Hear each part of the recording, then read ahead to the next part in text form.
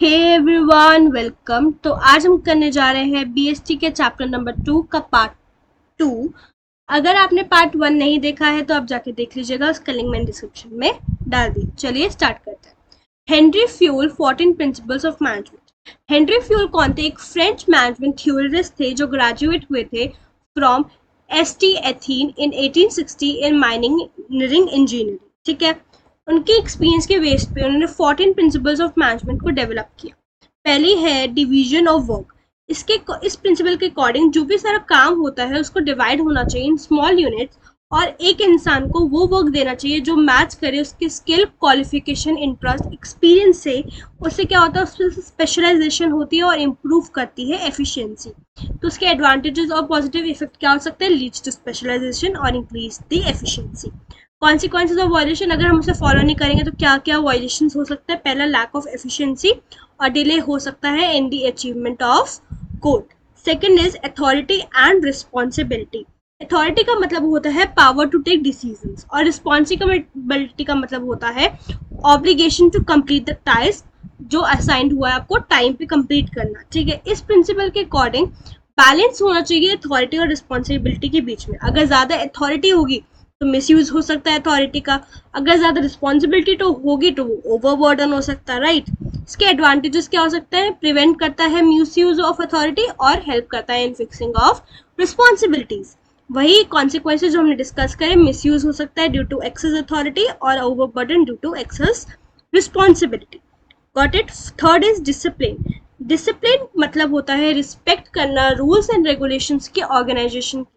ये रिक्वायर्ड होता है हर लेवल पे, सुपीरियर या सबऑर्डिनेट्स दोनों को मेंटेन करना होता है डिसिप्लिन।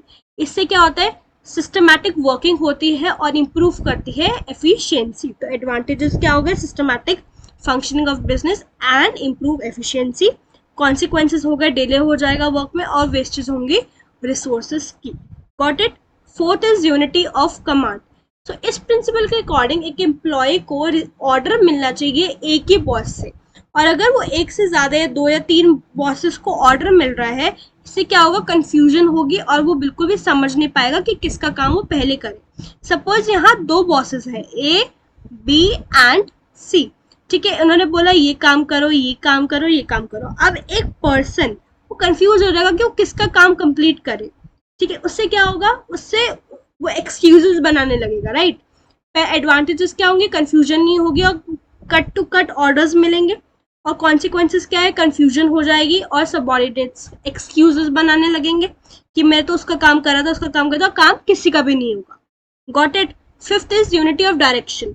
इस प्रिंसिपल के अकॉर्डिंग जो भी सारे मेंबर्स और एम्प्लॉयज होते हैं ऑर्गेनाइजेशन को, उनको डायरेक्ट किया जाता है टूवर्ड्स वन डायरेक्शन जो होती है अचीवमेंट ऑफ गोल। इसका वन मेन एम है वन यूनिट वन प्लान।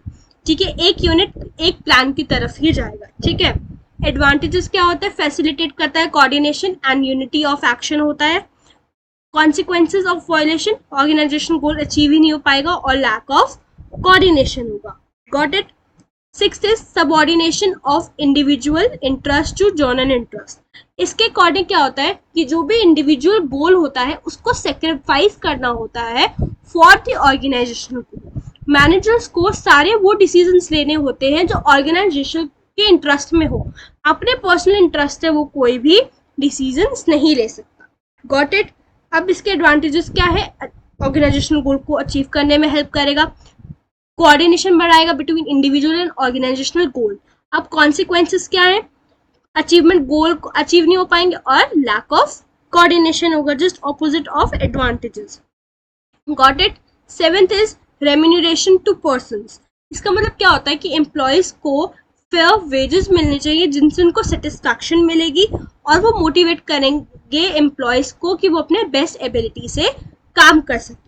ठीक है, एडवांटेजेस क्या है? कॉर्डियल रिलेशन होता है एम्प्लॉयज एंड मैनेजमेंट या मैनेजर्स के बीच में, और हाई लेवल ऑफ मोटिवेशन मिलती है वर्कर्स को। कॉन्सिक्वेंसेस क्या है? लैक ऑफ मोटिवेशन हो जाता है अमंग वर्कर्स और अनहेल्दी रिलेशन होता है between employees and management.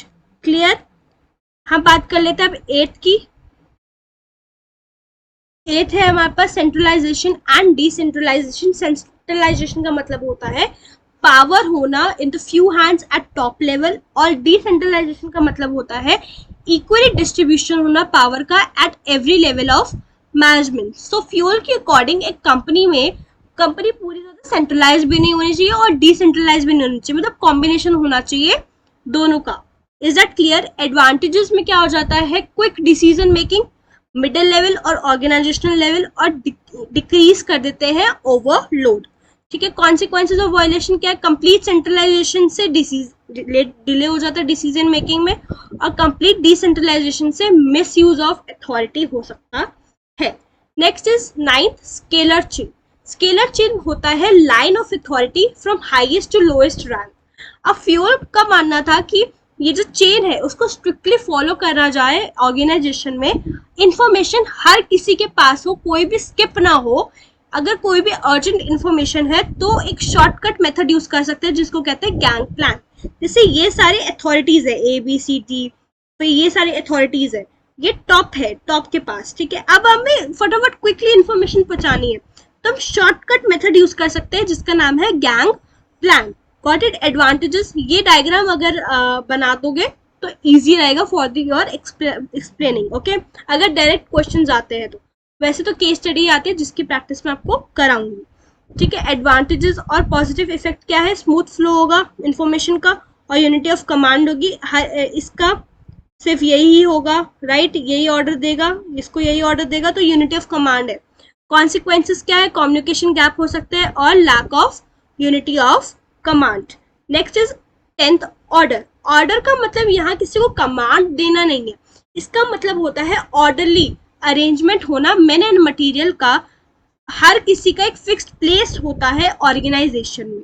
Got it? Advantages क्या है, एफिशिएंट यूज होगा रिसोर्सेज का और स्मूथ वर्किंग होगा, क्योंकि सामान आपके पास ही रखा होगा, पता है कहाँ रखा है, फिक्स्ड प्लेस है उसकी। कॉन्सिक्वेंसेज ऑफ वायलेशन क्या है, इनएफिशिएंट यूज ऑफ रिसोर्सेज होगा और लैक ऑफ डिसिप्लिन भी हो जाएगा, कोई भी रूल्स एंड रेगुलेशंस फॉलो नहीं किए जाएंगे। 11th is equity. इक्विटी का मतलब होता है काइंड एंड फेयर ट्रीटमेंट मिलना एम्प्लॉयज को। अपने एम्प्लॉयज तभी मैक्सिमम एफर्ट्स देंगे जब उनके साथ काइंडनेस एंड जस्टिस के साथ ट्रीट किया जाएगा। अगर एक मैनेजर बायस्ड होगा व्हाइल डीलिंग विद एम्प्लॉय तो एम्प्लॉय डिससेटिस्फाइड हो जाएगा और वो अपना मैक्सिमम कंट्रीब्यूट नहीं कर पाएगा।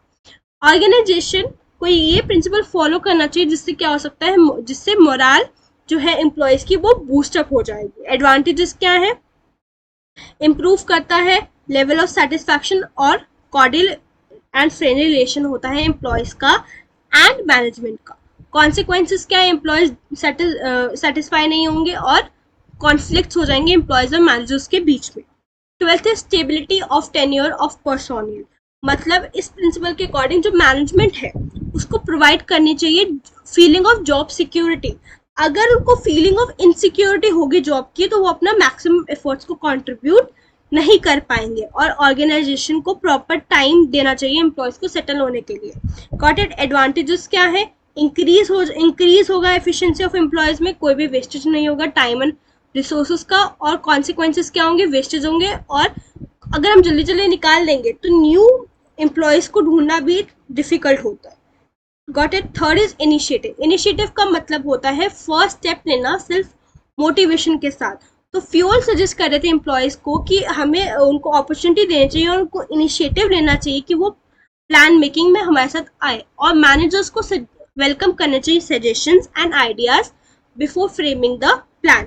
ओके, इससे क्या होता है, इसके एडवांटेजेस क्या है, इसके कि वो डेवलप करता है बिलोंगिंगनेस एम्प्लॉयज में और एम्प्लॉय को इम्पॉर्टेंट फील और वांटेड फील होता है। कॉन्सिक्वेंसेस क्या है कि डिमोटिवेशन होता है एम्प्लॉयज को और एम्प्लॉयज काम नहीं करते अपनी बेस्ट एबिलिटी के साथ। अब हम 4th प्रिंसिपल ऑफ मैनेजमेंट पे आ गया जो है एक्सपर्ट द कॉप, कि मैनेजर को रिप्लेस करना चाहिए आई को वी के साथ। ये क्या करेगा, ये राइज देगा म्यूचुअल इंटरेस्ट को, और मैनेजर्स को इंकरेज करना चाहिए और प्रमोट करना चाहिए टीम स्पिरिट को, क्योंकि ग्रुप एफर्ट्स ज़्यादा पावरफुल होते हैं देन इंडिविजुअल एफर्ट्स, और ऑर्गेनाइजेशन को ईजिली फॉलो किया जा सकता है through group efforts. Got it?